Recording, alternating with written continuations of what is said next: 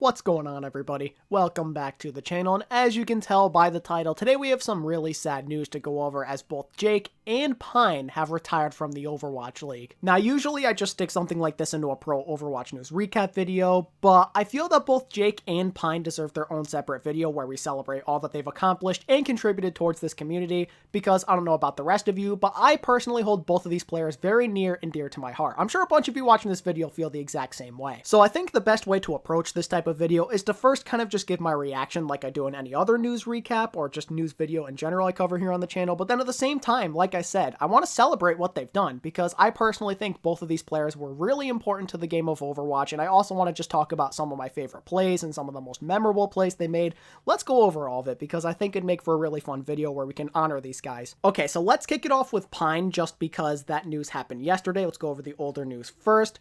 So yesterday, the NYXL finally announced that Pine is retiring and that he will still be streaming for them, so it's not like he's completely leaving, but he's not going to be on the team anymore. Really sad news, like I said at the beginning of the video. It broke my heart to see this, but it's kind of expected at the end of the day. There were a bunch of indicators that kind of pointed to something like this may be happening because first off, Pine didn't even play a single game in Season 2, both in the regular season and in the playoffs. The only game he actually played was in the All-Star event, and do you really even count that? I mean, I guess, but he didn't actually play a game for the NYXL. And then you add on the fact that they have a bunch of other DPS players on the team, and both Sabiobi and Nene are very capable hit scans. We know that Sabiobi's really good, and I think Nene, he's not just very talented, but he has a lot of potential, and he can make for a very good replacement for Pine. Also, I just don't think it makes all that much sense to have 5 DPS players on your roster. That's just my personal opinion on it. I know some teams are probably going to do just fine with that many DPS players, but they have a pretty balanced system, the NYXL. You have 2 hit scans, then you have 2 flex/projectiles because they have Libero, and they most recently picked up Who Are You?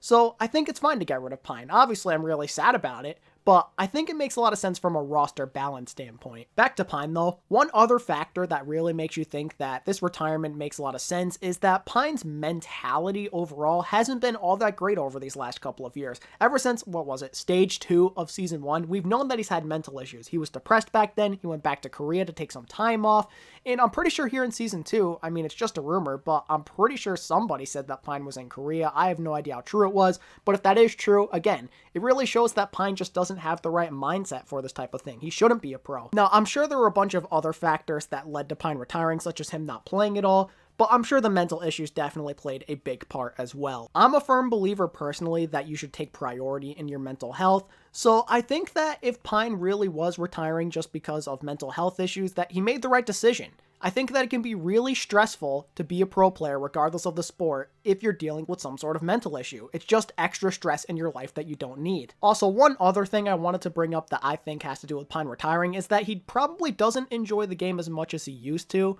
I'm pretty sure he said it in a video, I believe, maybe a YouTube video. I don't remember the exact source, but I remember him saying that just the game wasn't as fun for him anymore. I think maybe even like he started playing Call of Duty or something. I don't remember, but the game probably wasn't that enjoyable for him anymore either, if I had to take a guess. So yeah, that's my basic reaction to the Pine retirement. Now let's go over just how much I appreciate everything he's done, because I don't think people even realize how important he was for the Overwatch League and allowing it to get its foot off the ground. Pine was one of the league's first superstars, and I think he's one of the people who helped put the inaugural season on the map with some of the flashy plays he made. I know that some people are going to sit here and say, he only made like 3 or 4 plays ever that were really cool. He's not that impressive, but it goes beyond that. I think that's just a toxic way to think about it. It's just people hating. Don't listen to those people, alright? Because even though he only had like 4 or 5 crazy memorable plays, he just overall is a really entertaining player to watch, and at the end of the day, that's why we're watching the league, right? To be entertained, and Pine is an entertaining guy. And I mean, come on. In Stage 1, he was lighting the world up with some of those ridiculous plays. He owned Ilios. His McCree was on another level, arguably the best in the league. His Widowmaker was top tier as well. He was dominating everybody. I remember I went back recently and watched that Ilios round against the Houston Outlaws, and he did like 6,000 damage or something in one round as McCree. It was absurd. The guy's a nutcase. Whether you love Pine or you hate him to death, I think everybody watching this video needs to pay respect to him because of everything he helped do for the Overwatch League. I mean, seriously. Just think about the crazy plays he made. I know he doesn't have as many highlight reel plays in the league as other players, but Some of the ones he has are some of the most memorable, let's be honest. As I referred to earlier, there's that time against the Outlaws on Ilios Well where he just popped off, and this is where he got his famous Big Boss Pine nickname from Doa. Then there was the other time against the Uprising where he killed like the whole team as well, and it was just ridiculous. And who was it? Not Hex. It was Semler, who was freaking out because Pine got a crazy fast Deadeye. That was another amazing moment. Then, of course, there's probably the most famous one other than the Big Boss Pine, where he just absolutely rolled the London Spitfire in the Stage 1 playoffs. And at the time, I really just hadn't seen any sort of Widowmaker play like this in my entire life, because before Overwatch League, I really didn't see all that much Widowmaker play, and Pine just blew me away with what he was doing. Just absolutely insane stuff. Then there was that time in Stage 3, I believe it was, against the Gladiators, where the NYXL ended up reverse sweeping, and then on Ilios Ruins, Pine comes in and just gets this easy 3K, and the NYXL end up turning around that fight and winning the series eventually. And then, of course, this is one of my all-time favorite moments. It ended up being an epic failure on Pine's part, but I'm not sure how many of you watched in Season 1, but it was against the Valiant in Stage 4 on Watch Point Gibraltar, and on Point C when the NYXL were making their attack, Pine just went on this stupid flank, and then he tried to end up getting a pick, but it didn't work out for him.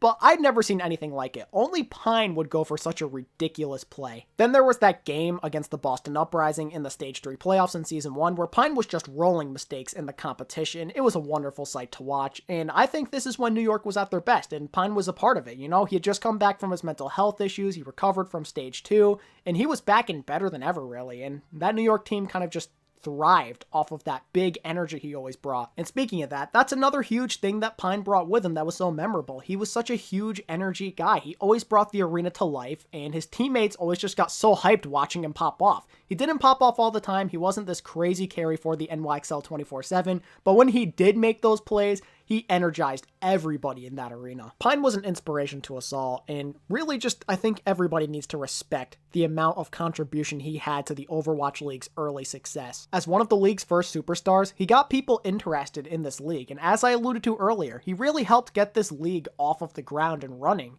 And he just inspired a bunch of people in general to make content about him, whether it was just a profile on him or maybe a highlight montage or something. Just everybody was interested in Pine. It was Pine, Pine, Pine. And even in Season 2, everybody was still obsessed with him. We're like, when is Pine going to play? We know that GOATS isn't his specialty, but when's he going to play? We need Pine. And if you need even more evidence that he was a fan favorite, he got voted into the All-Star game when he didn't play a single second on stage. Like, what does that tell you? That's how dedicated his fans were to him, and that's how much they loved and cared about him. And what else can I say other than thank you, Big Boss Pine? Seriously, from the bottom of my heart, thank you for being such a great entertainer and being one of the most flashy Overwatch League players I've seen in my entire life. You will be missed greatly, and I can't wait to see what the future holds for you as a streamer. Make sure to let me know about your favorite memories on Pine down in the comment section, but now we must move on to Jake and pay our respects to him. Okay, so before we get into all of the sappy stuff, let's talk about the news first. So, Jake retiring from the Houston Outlaws and the Overwatch League in general is very sad, kind of like with Pine, but again, it's kind of expected. The big indicator with Jake's retirement is that the Outlaws had Hydration and Blase by the time he retired, and there's no point in having 3 flex DPS that basically have the same hero pools, you know? When they just had Hydration and Jake, I could maybe see a scenario in which Jake stayed, but once they got Blase too, I'm like, oh, there's a good chance Jake is on his way out, isn't he? I didn't think that he was going to retire necessarily. I thought it was a possibility, but I thought also he might go to a new team. But Jake seems like the loyal type of guy, so this type of scenario makes a lot of sense. Also, another thing I should end up mentioning here before I forget is that Jake did go on Twitter and he made this nice twit longer talking about his retirement and just reflecting upon his journey and what's to come in the future. And I'll make sure to leave a link to that in the description, by the way. But just to recap, basically he said that he's had to sacrifice a lot of relationships to get here. There was a lot of grinding, obviously, and just it really tested his mental a lot, I'd say. Then also, one important thing that he said is that he's not necessarily done with the Overwatch scene. He's just retired as a player. And that makes me think that perhaps he's going to be looking into casting. I don't know where he'll be, whether it's in Contenders or the Overwatch League, but I don't think this is the last we've seen of Jake. He also says that he misses having these big learning experiences that he used to have like during the early days of his pro Overwatch career. And then also one other thing I wanted to bring up in terms of his future is that maybe he'll do a blog. I remember him saying a while back, I think it was in Season 1, that doing an esports blog would be a lot of fun, and I think he even started one, so look out for that as well, not just his casting career potentially. The final thing I wanted to bring up from Jake's twit longer is just how much of a selfless human being he is. And I mean, I really respect him coming out and saying this. And basically what he said is that he feels he wouldn't be able to give it 100% and give it his all anymore, and he doesn't think that's fair to his teammates or to the org because he doesn't think that he deserves to get paid that kind of salary if he's not giving it his all, because he wants to pursue other passions. He wouldn't be able to focus. And I think it's great that Jake mentioned this. It really does help you dive deep into the mindset of why someone would even consider retiring. It shows just how much of a respectable human being this guy is. With all jokes and memes aside, Jake, in my opinion, was a true professional, and he was a great guy, a great teammate, and a good player. He got made fun of a lot for being this Junkrat one trick in Season 1, but if you look pre-Overwatch League and even during the Overwatch League, he had some really nice plays, and I think that he kind of just goes underappreciated for how talented he truly was. Like, seriously, he has a pretty versatile hero pool overall, and I think it just goes unnoticed because of the memes and him just being a really good Junkrat player, you know? And I think part of it has to do with nostalgia for me. There's definitely a nostalgia factor with Jake because I remember him popping off in the World Cup in 2017 against South Korea. Even though they would go on to lose that series, I think him and the US put up a really valiant effort. Then, of course, pre-World Cup in the Overwatch League, I remember him playing against my team, which was the Immortals back in the day, and he was just dominating on LG Evil. And people don't even bring this up enough, I feel, but his Soldier 76 is one of the best I've ever seen. Like, peak Jake, when he was playing a lot of Soldier, he was so dominant on that hero. I know we talk about your Defrans of the world, but Jake was easily one of the best Western soldiers in my opinion. He's always had that certain clutch factor for him, like when his team was competitive and they were in a series. It's always been there. I don't know why, but Jake's just one of those guys. He has a lot of energy. Kind of like with Pine, you know? He's not just a leader and a good shot caller, but he brings the energy to the table. He knows how to get his teammates hyped up, and a crowd as well. As for specific pop-off moments, like I said, there was that time on Soldier against the Immortals when he was on LG Evil, where he just dominated in a round. I think it was on Hollywood, I want to say. Can't remember the exact map, but he went off. Then in the World Cup against South Korea, I remember not just on Soldier, but on Junkrat, he just played tremendously on that Hanamura map, which in my opinion is the best map ever played in the pro scene. Like, seriously. Definitely one of the craziest back and forth matches ever, and Jake was part of that, and he made a lot of those plays to help Team USA stay in it and eventually get a draw. There was one attack with Junkrat where he just absolutely obliterated that Orisa bunker comp, and then on Soldier, I think he hit like a couple of direct Helix rockets onto Sabiobi's Tracer, which was wild to see. And I think he just has a lot of respect going for him in the pro scene, not just from the fans, but with individual players. Like, I know that the NYXL and Sabiobi really paid a lot of attention to Jake, and they had great respect for him, not just as a player, but as a person. I think it was during the early days of Season 1, but I remember the NYXL were in an interview. I think Sabiobi was in it, and he was saying that Jake's not that good of a player, but his Junkrat is scary. So, like, even though he was trying to disrespect him, he was also giving him respect at the same time, which I thought was pretty funny. Then I remember Soul kind of did a similar thing. I think it was backstage. They were saying, we really need to look out for Jake's Junkrat. It's way too good. So, yeah.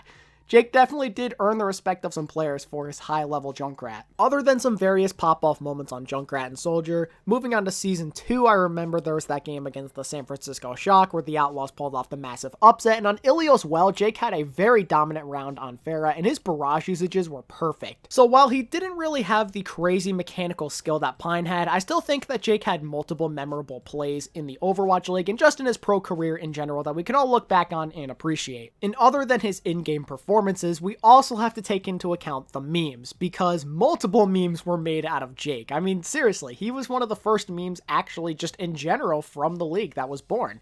We had the whole J-Lolk thing, then there was Jake Rat, and then every time someone got a kill on Joke, even if it wasn't him, everybody would spam J-Lolk in the chat all the time, and then anytime he entered a game, the chat would go wild with that. It was perfect. It's a great meme even to this day, if you ask me. And how can we forget about the, well, I guess I'll call it beef between Jake and XQC, where XQC's just like, I can't stand this guy, I hate Jake so much. Then there was multiple times on his streams where we have the Jake is mad because Jake is bad thing, and Jake is a bot burger. All of that stuff was just so funny, and Jake was at the center of it all. He was one big meme. He was one of the poster boys of this league. Jake has everything going for him, and I think that's part of the reason his fan base has grown so large over these last couple of years. He's a walking meme on stage, whether he has a bad or good game, really doesn't matter. Then also, he's just such an active voice in the esports community, not just in the Overwatch League and just in pro Overwatch in a general sense. I mean just the esports scene as a whole. He's really just never afraid to let his voice be heard, and he wants to do everything he possibly can to help it grow, which I really do admire. Jake always expresses his thoughts and opinions on a pressing matter, whether it has to do with the Overwatch League, esports, or something that just goes beyond video games, and I think it's great that he does that. It's a good cause, knowing that he's trying to spread positivity. He knows that he has a large following and he's doing something good with it. He's spreading awareness, and I really do respect that. I think I can speak for anybody who likes Jake when I say that we're all going to miss him greatly, but we're also looking forward to seeing what he can do next for the world, because we know it's going to be something amazing. And to all my Houston Outlaws fans out there, yeah, I'm sure you guys are going to be sad about this for a long time, but look on the bright side. Now you technically don't have a 12-man roster, which opens up the possibility of maybe getting like Bumper perhaps. He already has connections to Repel and Harsha. That could make for a good tank line with Meko as well. Or maybe you can get another main support, because in my opinion, Boink really isn't that good, so you can get somebody better perhaps. There's a lot of good possibilities out here for the Outlaws now, so don't get too discouraged. And even though roster room really isn't a problem with the NYXL, all New York fans out there, I have condolences for you guys as well. I'm here for anybody who needs emotional support. I know that losing a favorite player can be really sad. I've lost many favorite players as a Valiant fan over these last few months. I know how painful it can be, but we all have to move on and just think positively, right? And I suppose one last time before I close up the video now, I should say thank you to Big Boss Pine and Jake for everything they've done for the pro Overwatch scene. You guys are legends, and you should feel very proud of everything you've accomplished. You guys both contributed in different ways, but nonetheless, it was still very successful and positive towards the growth of this game in the esports scene. I thank you both for the endless amounts of entertainment, inspiration, and in some cases, memes you have provided this community. Thank you both so much for everything, and I promise you, you will never be forgotten. And with that said, that is going to wrap up this discussion video. So if you did enjoy, I would appreciate it if you could hit that like button and sub to my channel if you're new. And don't forget to let me know about your favorite Jake and Pine moments down in the comments section. And don't forget that you can further support me on Discord by joining it through the link in the description, or by following me on Twitter at ATP Overwatch. And with that said, thank you guys so much for watching. I really do appreciate it. And until next time, this is ATP. Signing out. Peace.